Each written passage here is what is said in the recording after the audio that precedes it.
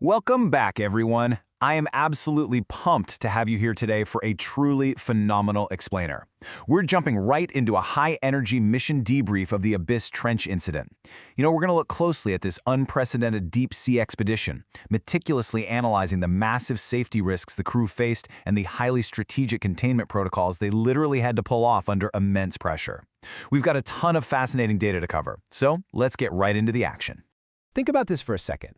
What happens when a dying star crashes into the darkest ocean trench? We're talking about the Abyss Trench, right? It's an incredibly deep, high-pressure environment where natural sunlight has literally never, ever reached. Just absolute pitch-black darkness. But during this expedition, that darkness was violently disrupted. Deep below the surface, this energetic electronic swell was followed by a brilliant, pulsing neon blue light illuminating the seafloor. A rogue star had just crashed into the ocean floor, setting the stage for a mission unlike anything we've ever seen before. Okay, let's dive into this. Section 1. The Rogue Star Incident. So, a sleek, high-tech submarine plunged deep into this trench, just running standard deep ocean sonar. And what they discovered when their headlights pierced the gloom was simply staggering. They didn't just find a crater down there, they found a crystalline, star-shaped meteorite resting right on the ocean floor. And this discovery immediately triggered a massive high-stakes conflict.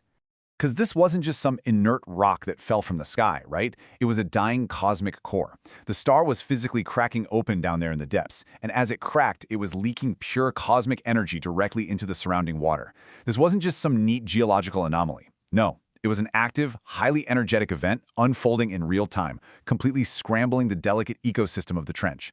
And this matters so much because it serves as the perfect parallel to real-world deep-sea exploration and high-stakes crises. When you push human engineering to its absolute limits, introducing just one unpredictable volatile variable can turn things catastrophic in an instant. Which brings us to Section 2, analyzing the safety risks. Whenever you're operating a submarine in an abyss trench, the baseline risks are already astronomical.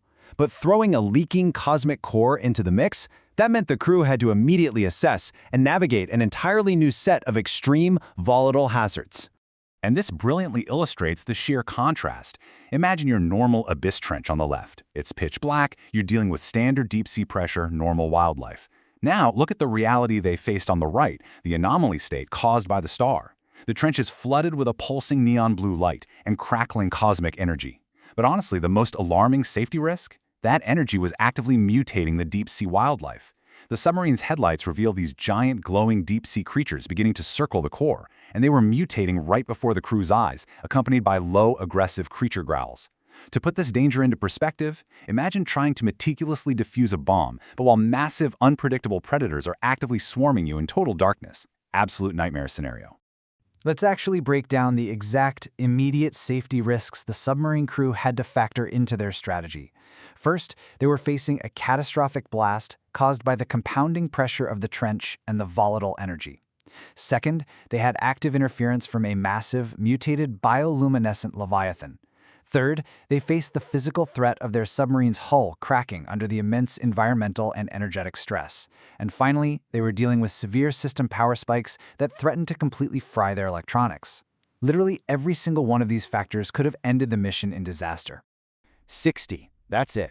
The crew had exactly 60 seconds, that was their entire operational window, to contain the dying core before the extreme pressure caused a catastrophic blast. Just 1 minute to navigate a mutating leviathan, manage wild power spikes, and secure a highly unstable cosmic object. I mean, the tension in that cockpit must have been absolutely unreal. Now, what's really interesting about this slide is Section 3, the 60-second containment strategy. This is where the crew had to execute a flawless, rapid-fire sequence of strategic actions within that tiny 1-minute window to prevent a total catastrophe. The execution had to be incredibly precise. No room for error. Step 1. They rapidly extended the submarine's mechanical arms into the water. Step 2. They had to physically grab and lock onto the Kraken star. Step 3. While locked on, they had to actively dodge the massive bioluminescent leviathan that was circling them in the water. And finally, Step 4, they had to manage an unprecedented 200% system power spike and initiate an immediate ascent. It was just a complete masterclass in high-pressure strategic containment. This quote captures the absolute climax of the containment effort. Imagine the alarms blaring and the sound of rushing water.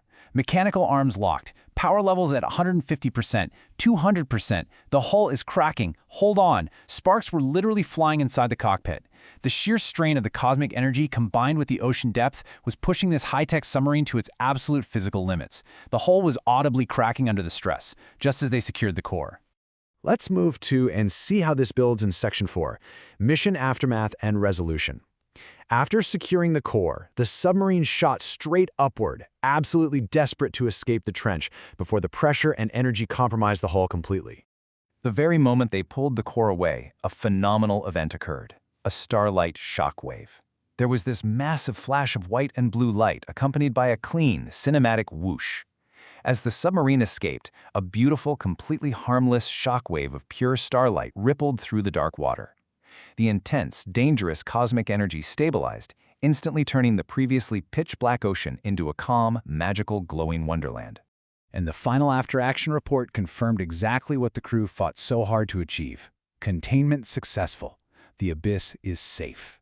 The 60-second strategy worked perfectly.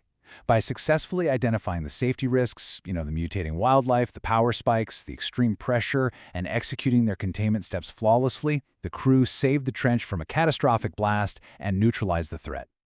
So, the submarine sails into the sunset, the mission is a massive success, and the abyss is safe.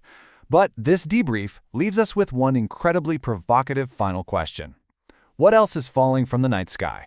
I mean, if a dying star can crash into the deepest, darkest part of our ocean, what other cosmic anomalies are out there just waiting to be discovered? I really want to know what you think. Make sure you subscribe so you don't miss our next deep dive expedition, and drop a comment down below on where you think we should dive next. Thanks for joining me on this explainer, and I'll see you next time.